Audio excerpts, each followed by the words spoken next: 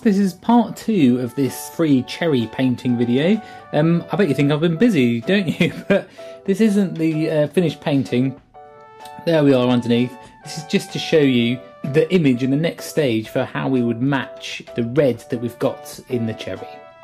So you've got to try and decide when you're looking at your painting or your subject which pigments are going to be best to do it.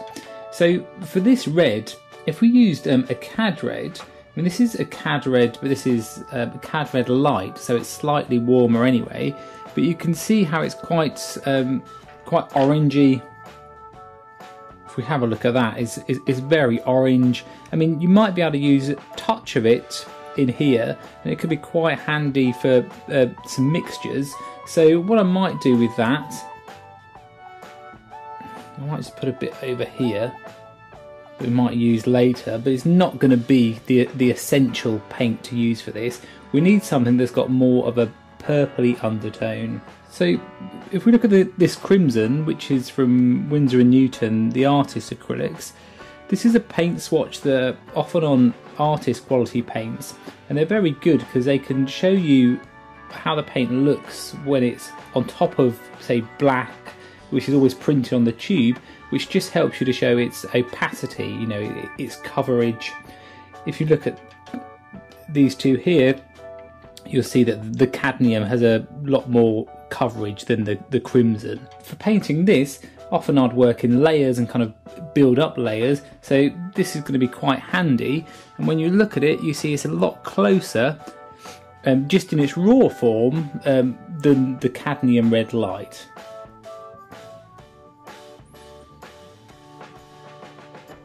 To match this colour on here, what I often look at is what's called the local colour, and that is what locally that whole area is. So if you squint your eye to the picture, you kind of get a general feeling of the tone of that whole area.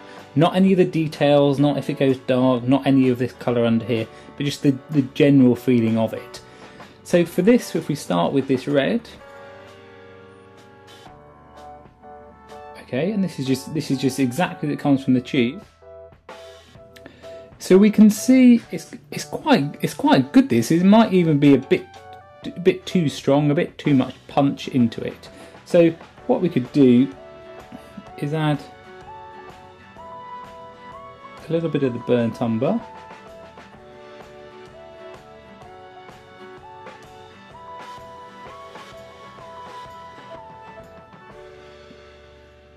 That's got that nice deep colour. I mean, that's going to be great for here in this shadow area.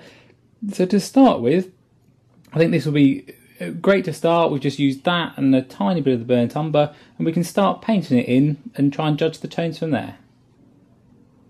So this is just called a glaze, where you have a thin layer of paint that goes over another.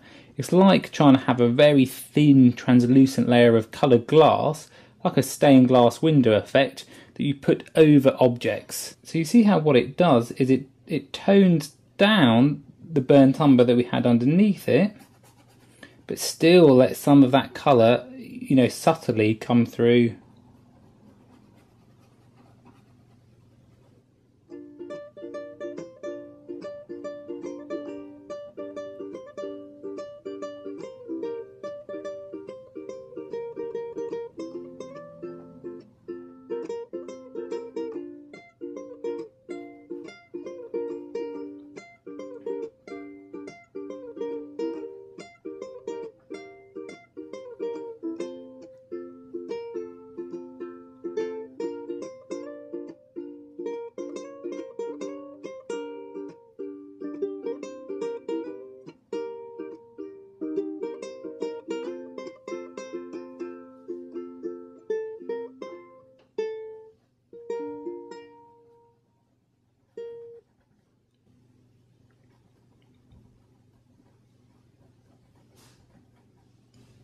So you see how when I'm working this, I'm kind of working around it as, you know, as a round, you know, I'm kind of as if the light's hitting this middle, and that's where all the attention is going to be. So I'm just trying to build a form, you know, it's essentially just a sphere that you're just trying to model.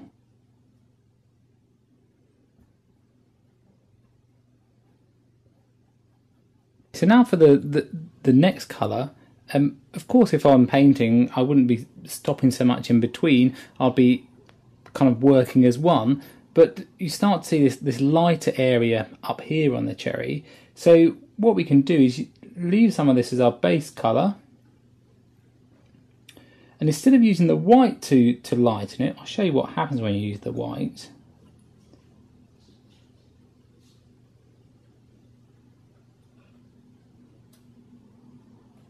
You see how the white always brings out the pinky hues.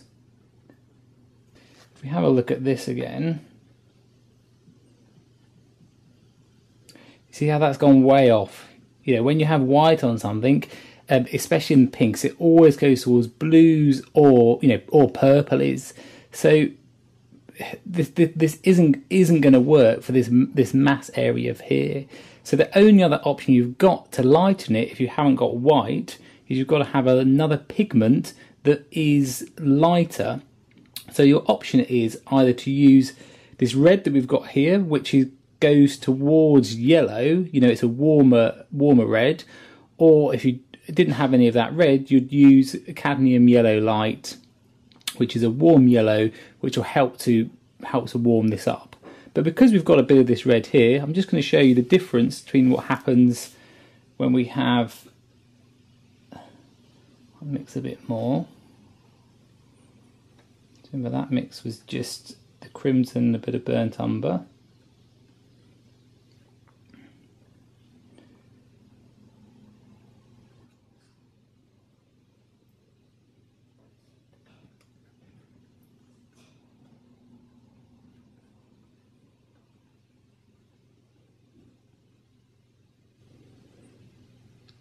Okay, when we have a look at that, we can see that's still way too bright. It's amazing, you know, how that it is so subtle. It looks like it's, you know, a lot brighter than it actually is. But this still is great for those highlights. So what we can do is keep some of this down here.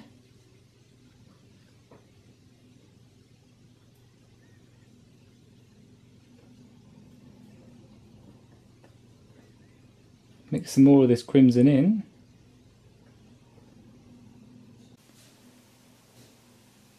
I start to see how this is getting a closer tone to what we're after.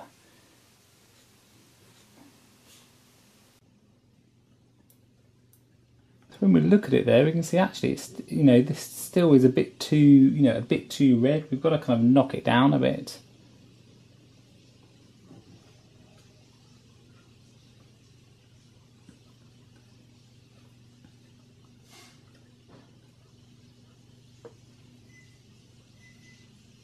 Okay, and that looks great.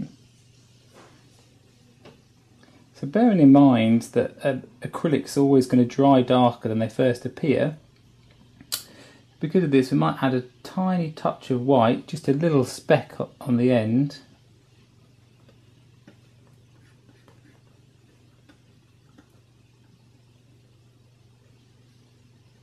And that will give us a good base.